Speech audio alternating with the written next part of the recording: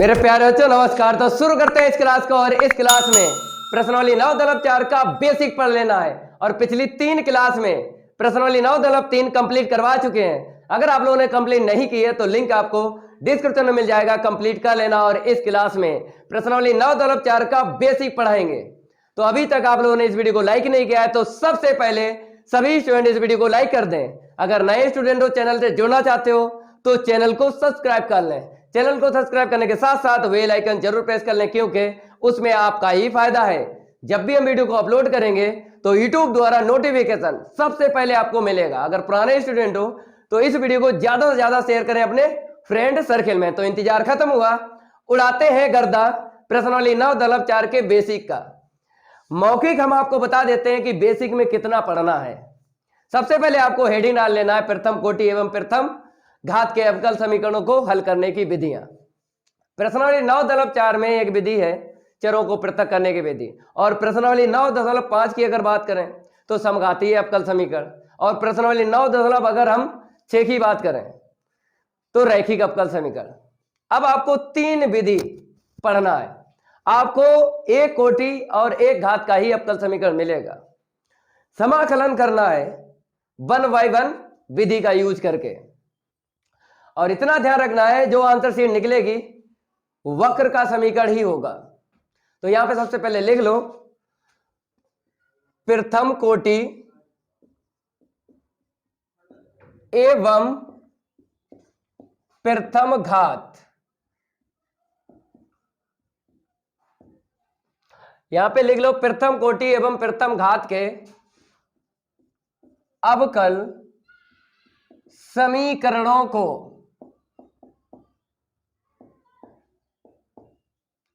हल करने की विधियां।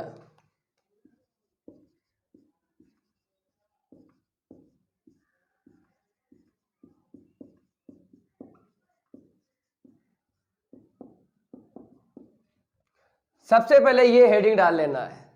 1 by 1 आपको विधि बता देंगे। तो पहली विधि चरों को पृथक करने की विधि लिख लो, और साथ में आपको इंग्लिश में भी बता देंगे। तो यहां पर चरों को पृथक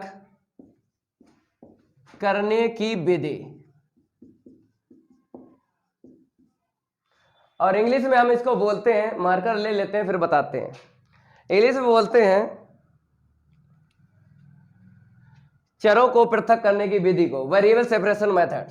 तो यहां पे लिख भी देते हैं वेरिएबल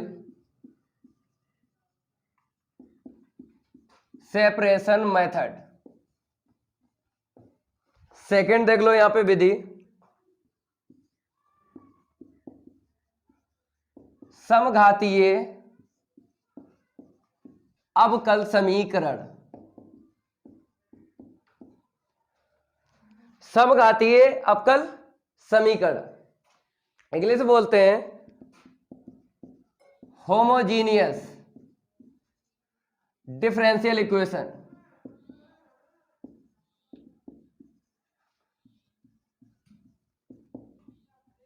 होमोजीनियस डिफरेंशियल इक्वेशन। तीसरी विधि रैखिक अवकल समीकरण।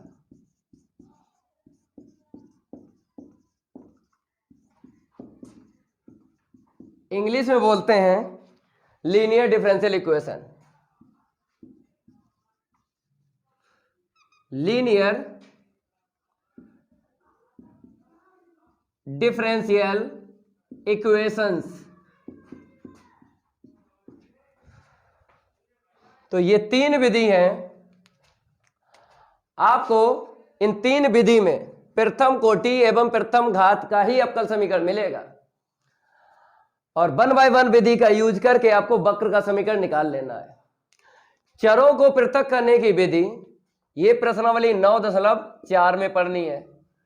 समघातीय अवकल समीकरण ये प्रश्नावली 9.5 में पढ़ना है। और रैखिक अवकल समीकरण ये प्रश्नावली 9.6 में आपको पढ़ना है। अब इसको हम रफ करेंगे। प्रश्नावली 9.4 इसका बेसिक पढ़ना है ना, मजा आएगा, गर्दा उड़ेगा। तो जय महाकाल, जल्दी लग जा सवाल, नहीं तो पेपर में हो जाएगा बवाल। पेपर में नहीं बवाल होगा, जितनी यहां पर विधि बताई है 1 बाय 1 विधि का आपको बताएंगे यूज।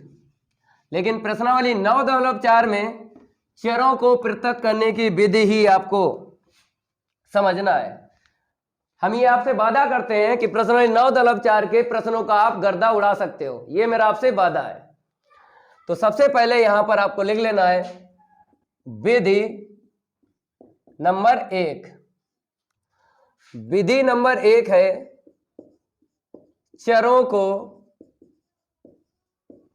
पृथक करने की विधि।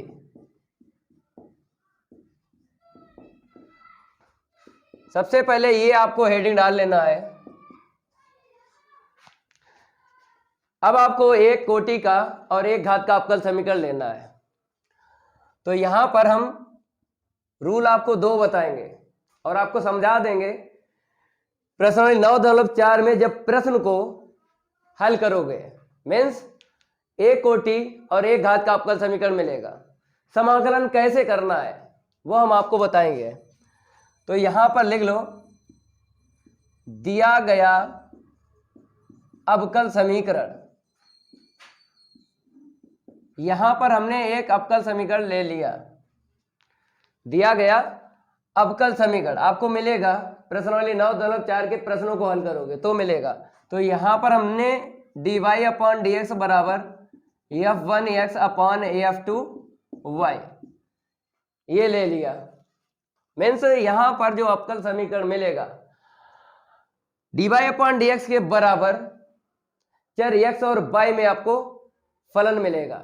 मीन्स कहने का मीन्स है या तो व्यंजक मिलेगा, फलन या व्यंजक एक ही बात होती है। अब यहां पर आपको चर सेपरेट करना है। कहने का ये मेरा मतलब है, जैसे यहाँ पे f2y दिख रहा है, यहाँ पे f1x।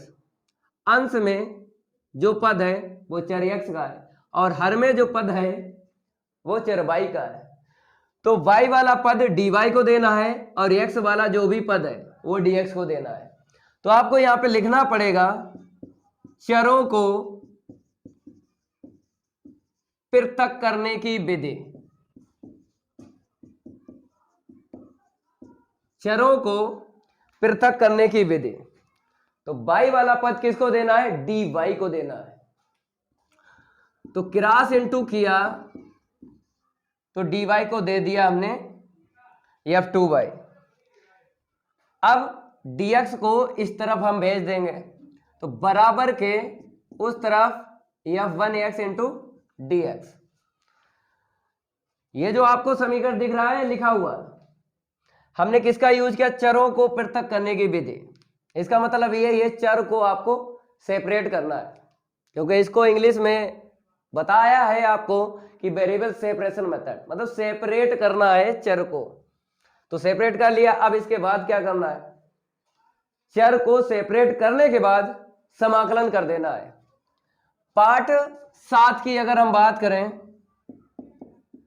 तो प्रश्नावली 6.1 से और 6.11 तक पढ़ा है। निश्चित और अनिश्चित समाकलन हमने आपको यही बताया है, आपको फलन पे ध्यान देना है। निश्चित समाकलन हो चाहे अनिश्चित समाकलन हो, फलन का ही समाकलन करना पड़ता है।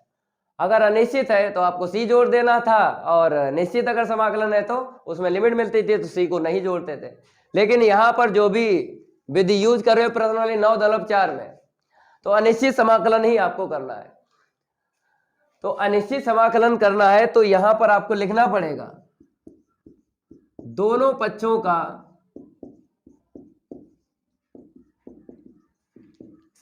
समाकलन करने पर। और इतना ध्यान रखना है कि प्रश्नावली 9.4, प्रश्नावली 9.5 और प्रश्नावली 9.6 समाकलन ही आपको करना है। जिस बच्चे ने प्रैक्टिस नहीं की है पार्ट 7 की, कर लेना है।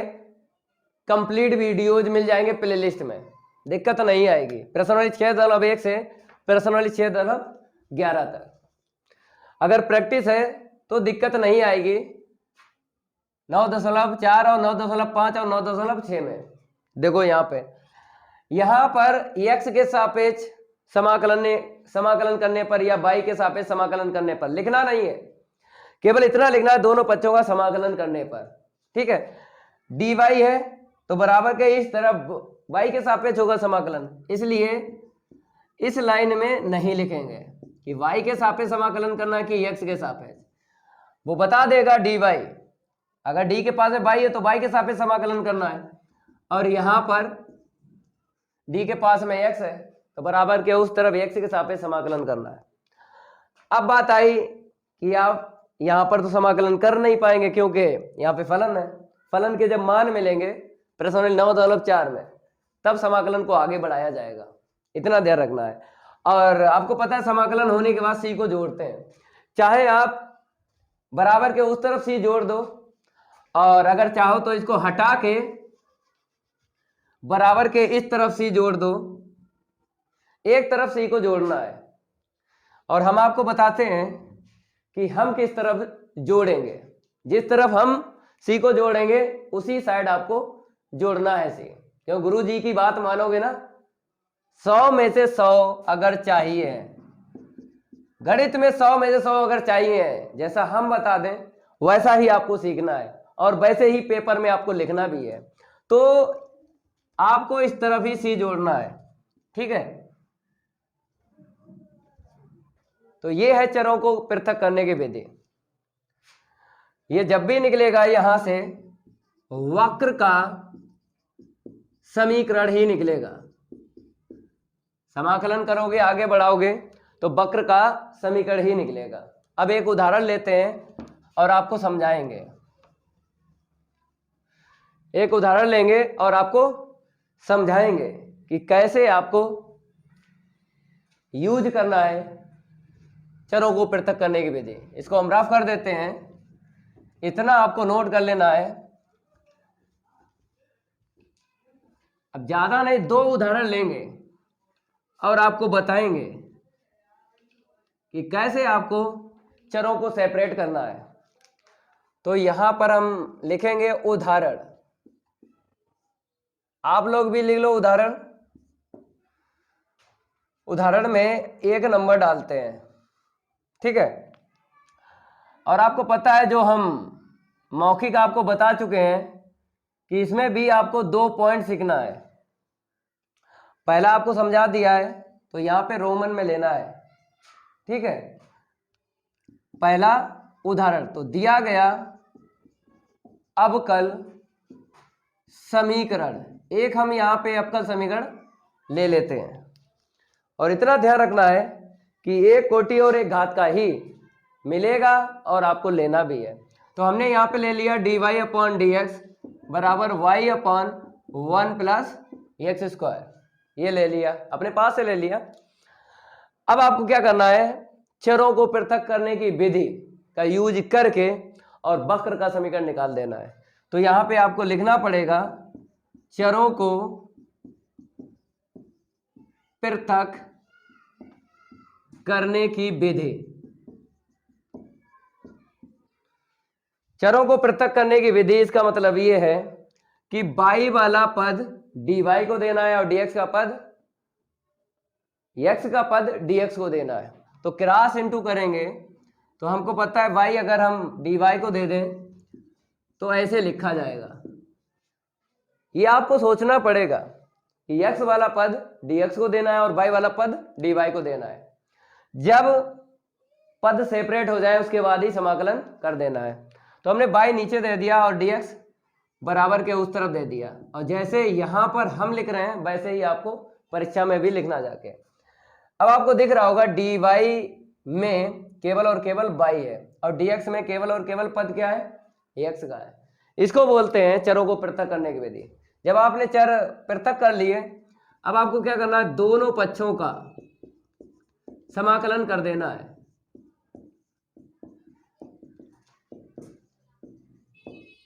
समाकलन करने पर अब आपको पता है कि हमें दोनों तरफ क्या रखना है, सिंबल। ये समाकलन का सिंबल बराबर के इस तरफ दे देना है और बराबर के उस तरफ सिंबल दे दो समाकलन का, 1 प्लस एक्स स्क्वायर। अब आपको पार्ट 7 का यूज करना है, प्रैक्टिस की होगी तो आपको पता है एक घात के लिए फार्मूला लॉग मोड होता है। यहां पे आ जाओ, अगर हम 1 का स्क्वायर कर लेते हैं और यहां पर x की घात 2 है तो आपको पता है कि प्रश्न 7 अगर 4 की बात करें तो एक फार्मूला आपने याद किया होगा, वही फार्मूला यहाँ पे यूज होगा। पहले हम फार्मूला लिख देते हैं, उसके बाद समाकलन करेंगे। तो कहने का मेरा ये मतलब है कि dx अपॉन ए स्क्वायर प्लस का एक्स स्क्वायर बराबर 1 अपॉन ए टेन इनवर्स एक्स अपॉन ए और प्लस का सी, ये फार्मूला यूज होगा। बराबर के उस तरफ यूज करना है। और एक घात के लिए बता देते हैं 1 upon x log mode x.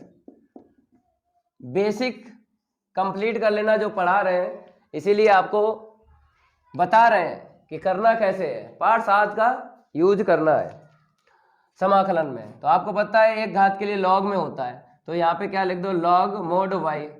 अब बराबर में देखो ए का मान यहाँ पे 1 है तो 1 अपॉन 1, ठीक है, और tan inverse x upon 1 plus का सी। अब क्या करना है, 1 को हटा देना है। तो आपको दिख भी रहा होगा कि 1 अपॉन 1 मिलेगा। अगर 1 का हम इंटू करेंगे टेन इनवर्स में तो हमें क्या मिलेगा, टेन इनवर्स एक्स ही मिलेगा और प्लस सी। ये आंसर शीट आ गई, लेकिन वक्र का समीकरण निकला है। अभी तक जो पिछली क्लास में प्रश्न 9.3 आपने कंप्लीट की, वहां पर वक्र का समीकरण मिलता था और आपको अवकल समीकरण बनाना था। लेकिन प्रश्न 9.4 की अगर बात करें तो आपको एक कोटि का अवकल समीकरण मिलेगा और वक्र का समीकरण ही निकाल देना है। ये आंसर शीट आ गई, आपको समझ में आ गया होगा। पहला उदाहरण। अब एक दूसरा उदाहरण हम लेते हैं, इसको हम रफ करेंगे। दूसरा उदाहरण, ये 1 बाय 1 हम उदाहरण आपको बता रहे हैं और समझ लेना है कि कैसे कैसे प्रश्नों का गर्दा उड़ाना है। तो अगर हम उदाहरण ले लें, यहाँ पे सेकंड नंबर देख लो, एक और ले लेते हैं। एक कोटि का और एक घात का ही अवकल समीकरण आपको लेना है। तो dy अपॉन dx बराबर, हमने यहाँ पे ले लिया 1 plus x square upon y, ये ले लिया, ठीक है। अब आपको पता है कि चरों को पृथक करने की विधि हम यूज करेंगे। जब चर सेपरेट हो जाएंगे उसके बाद ही समाकलन कर पाओगे, अभी नहीं कर पाओगे। तो इसीलिए आपको विधि यूज करना है, चरों को पृथक करने की विधि। चरों को पृथक करने की विधि में चर को सेपरेट करना पड़ता है। dy को बाई वाला पद देना है, नीचे है ना, तो क्रॉस इंटू कर दो। अब ये देखो 1 प्लस एक्स स्क्वायर है, किसे देना है, x का पद, dx को देना है। ऐसे करके आपको चर सेपरेट करना है। इस लाइन का यही मतलब है। अब इसके बाद आपको क्या करना है, समाकलन कर देना है। क्या लिखना है यहाँ पे, दोनों पक्षों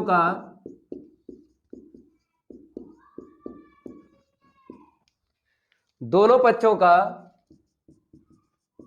समाकलन करने पर, और यहां पर ये ना लिखना x के सापेक्ष या y के सापेक्ष, क्योंकि आपको पता है इस तरफ dy है तो y के सापेक्ष होगा समाकलन, उस तरफ dx है तो x के सापेक्ष समाकलन होगा। अब आपको कर देना है समाकलन। y का समाकलन x की घात n का फार्मूला लगाएंगे तो इतना मिलेगा। अब बराबर में देखो दो पद है, चाहो तो अलग अलग कर लो समाकलन, या आपने प्रैक्टिस की है समाकलन की तो अच्छे से आपको आता है अनिश्चित समाकलन। तो अचर पद का क्या करना है, x, अचर पद का x होता है ना समाकलन, और अवकलन 0 होता है। लेकिन यहां पर समाकलन है x लिख देना, और x स्क्वायर का समाकलन एक घात आपको जोड़ देनी है। ये आंसर शीट आ गई, ठीक है। इसको क्या बोलेंगे, ये वक्र का समीकरण निकला है। नोट कर लो, दो उदाहरण आपको यहाँ पे समझा दिए।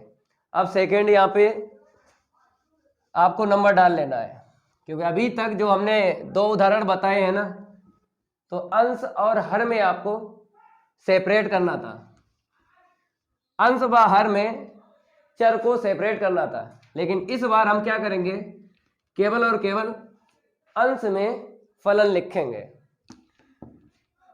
चाहे आप चर x का ले लो, चाहे आप चर y का ले लो, तो एक ही मिलेगा सेकंड रूल में। तो दिया गया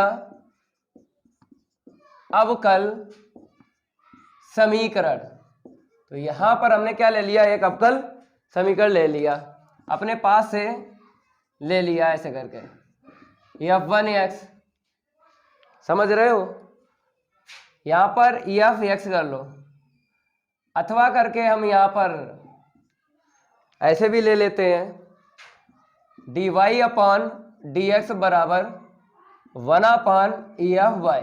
इस बार हमने क्या किया, अलग अलग कर लिया। पहले रूल में अंश बटे हर में लिखा था f(x)/f(y), इस बार अलग अलग कर लिया। कुछ प्रश्न इस प्रकार से भी मिलेंगे, तो कुछ नहीं करना है आपको, चाहे ये मिल जाए और चाहे ये मिल जाए, तो दोनों हम बताएंगे आपको कैसे हल करना है। तो लिखना आपको वही पड़ेगा, चर x और y में फलन मिल रहा है, लेकिन यहाँ पे चर x में है, तो लिखना वही है, चरों को पृथक करने की विधि।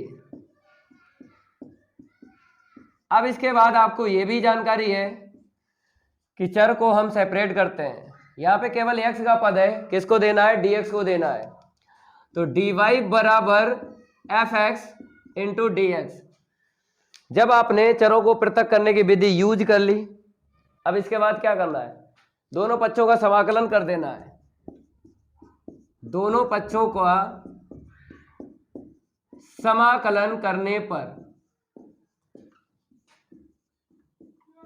दोनों पक्षों का समाकलन करने पर यहां पे लिख लो। अब इसके बाद में आपको सिंबल देना है। सिंबल का मतलब है, ये जो होता है समाकलन का होता है सिंबल, दोनों तरफ दे दो, ठीक है। और आपको पता है यहां पर तो समाकलन करेंगे नहीं, क्यों नहीं करेंगे, ये है रूल, ये है रूल, इसलिए नहीं यहां पे समाकलन करेंगे। एक उदाहरण लेंगे, समझाएंगे, इसको ऐसे छोड़ दो। तो अगर लिखना चाहते हो लिख सकते हो, आफ्टर सॉल्विंग इन एक्सरसाइज 9.4, लेकिन आपको पता है कि यहीं तक आपको रखना है रूल में।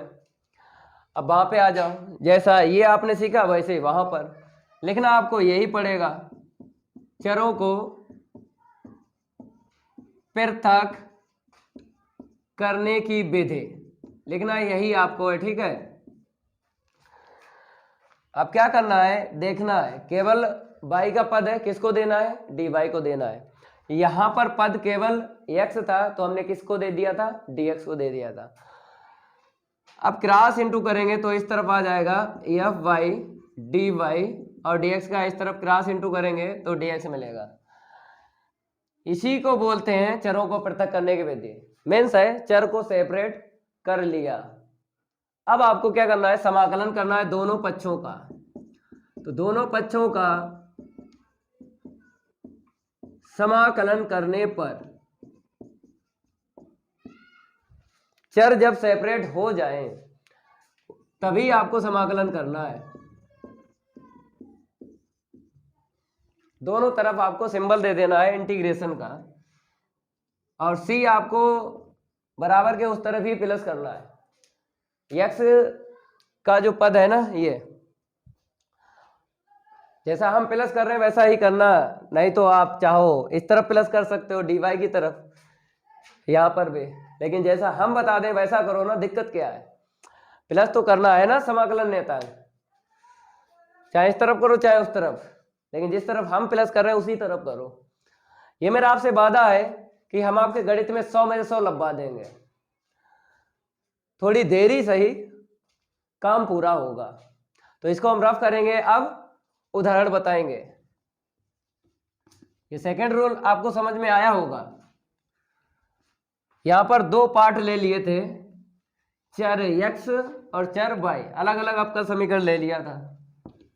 अब उदाहरण देख लो, जैसे यहाँ पर आपने ये सीखा ना, वैसे ही आपको हम एक कोटि का और एक घात का आपका समीकरण लेके बताएंगे। तो उदाहरण देख लो, फर्स्ट उदाहरण है, यहां पे लिख देते हैं, दिया गया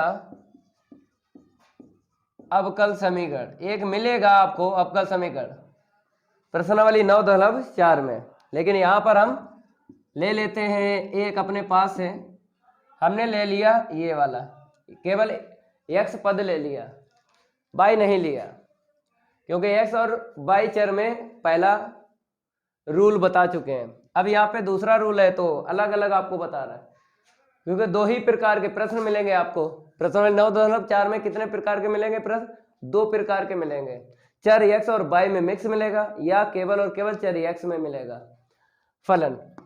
तो क्या करना है, इसके बाद आपको पता है कि चरों को पृथक करने की विधि, चर को आपको पृथक करना है, मीन्स चर को सेपरेट करना है। x वाला पद किसे दे दो? dx को दे दो, इसको बोलते हैं चर को सेपरेट करना। हो गए ना। अब इसके बाद आपको करना क्या है, आपको पता है, जब चर सेपरेट हो जाएं तो दोनों पक्षों का समाकलन कर देते हैं। तो यहाँ पे आपको लिखना पड़ेगा दोनों पक्षों का समाकलन करने पर आपको दोनों तरफ सिंबल दे देना है इंटीग्रेशन का। तो इस तरफ दे दो dy की तरफ सिंबल और बराबर के x dx को दे दो सिंबल। अब कर लो समाकलन। अब पार्ट 7 का यूज करना है। तो अचर पद का y यहाँ पर एक घात है तो कितनी मिलेगी? 2 मिलेगी। x घात n का लगा लिया फार्मूला, तो x² प्लस का c। तो c को किस तरफ जोड़ना है? बराबर के उस तरफ। तो ये निकला है वक्र का समीकरण निकला है। ये आंसर शीट आ गई, नोट कर लो। अब एक और ले लेते हैं हम, दूसरा उदाहरण आपको समझाएंगे, इतना आपको नोट कर लेना है। इस बार हम क्या लेंगे? एक फलन लेंगे चर y में। तो यहां पर हम y कर लेते हैं, क्या दिक्कत है। अब आपको क्या करना है, y को किसे देना है? dy को देना है। और इतना ध्यान रखना है, जैसे बराबर है इस तरफ dy हम फिक्स रखेंगे, हम रखेंगे। और भी टीचर पढ़ाते हैं अवकल समीकरण, तो वो ये बात नहीं बताएंगे कि किस तरफ आपको रखना है, क्योंकि अगर रूल पता चल जाए दिक्कत नहीं आती है प्रथम कोटि एवं प्रथम अवकल समीकरण को हल करने में। तो इसीलिए ये बात जरूर सीखना है आपको जो हम बता रहे हैं। तो यहां पर हम क्या करेंगे, हम फिक्स रखेंगे। इसका मतलब ये है कि LHS में आपको dy रखना है और RHS में क्या रखना है? dx रखना है। वैसे तो आपको पता है कि चाहे dx LHS में रखो चाहे dy RHS में रखो, समाकलन करके ही छोड़ देना है।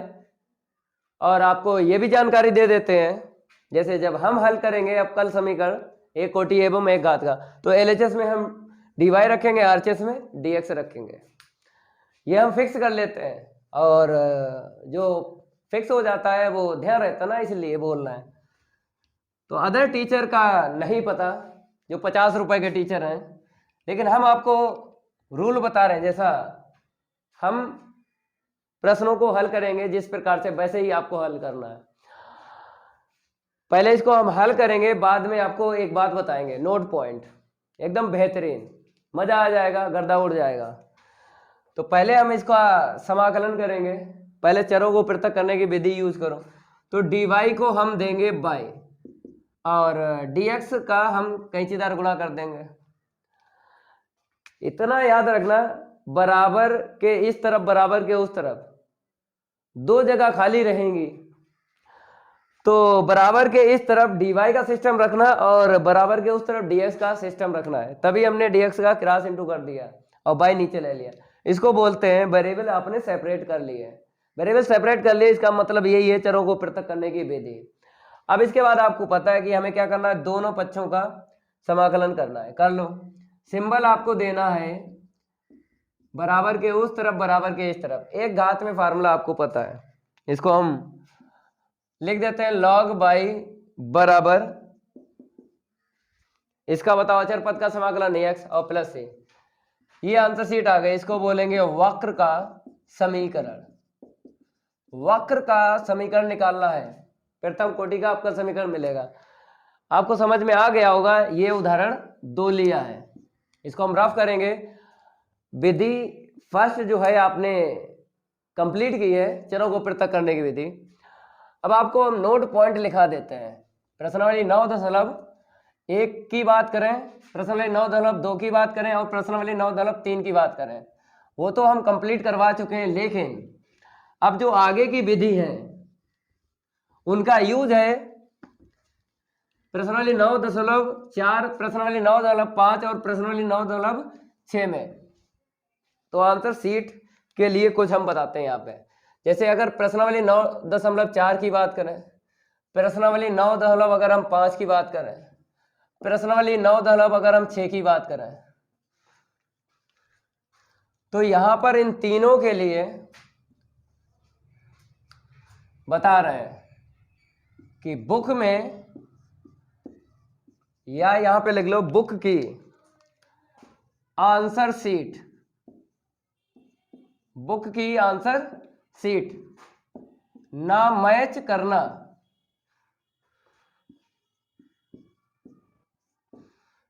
ये आपको ध्यान रखना है। बुक की आंसर सीट ना मैच करना।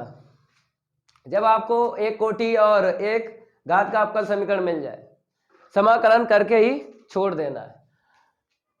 अगर अपने आप मिल जाए आंसर सीट, अगर अपने आप बुक की आंसर सीट, यहां पर ये भी सीख लो, अगर अपने आप बुक की आंसर सीट मिल जाए तो ठीक है। इसे भी कहीं ना कहीं लिख लेना है। ये दोनों जो हैं प्रश्नावली 9.4 से 5 और 6 के लिए ये दोनों रूल। पहला जो यहाँ पे है बुक की आंसर सीट ना मैच करना, अगर अपने आप बुक की आंसर सीट मैच हो जाए या मिल जाए तो ठीक है, ना मैच हो कोई बात नहीं है। जब भी आपको अवकल समीकरण हल करना है और वक्र का समीकरण निकालना है तो आंसर शीट किताब की मैच हो जाए ठीक है, ना मैच हो फिर भी ठीक है, एक नंबर नहीं कटेगा, पूरे ही आपको नंबर मिलेंगे। तो इस क्लास में हमने प्रश्नावली 9.4 का बेसिक कंप्लीट किया है। अगर ये मेरी क्लास अच्छी लगी हो तो वीडियो को लाइक कर देना है और इस वीडियो को ज्यादा से ज्यादा शेयर करना अपने फ्रेंड सर्किल में। गर्दा यहां पर भी उड़ रहा है, गर्दा मैं तो भाई मानव सर उस चैनल पर भी उड़ रहा है, तो उस चैनल को भी सब्सक्राइब कर लेना है। मैं तो भाई मानव सर। मिलते हैं अगली क्लास में, प्रश्नावली 9.4 के लाएंगे प्रश्न और उड़ाएंगे गर्दा। तो आज के लिए इतना ही काफी है, धन्यवाद।